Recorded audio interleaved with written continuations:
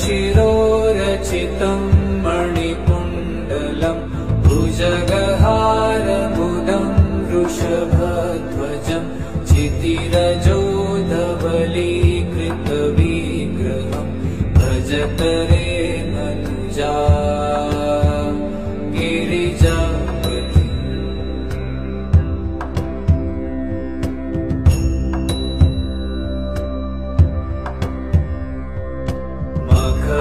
मखविनाशकरं शशिशेखरं सततमध्वरभाजिफलप्रदं प्रलय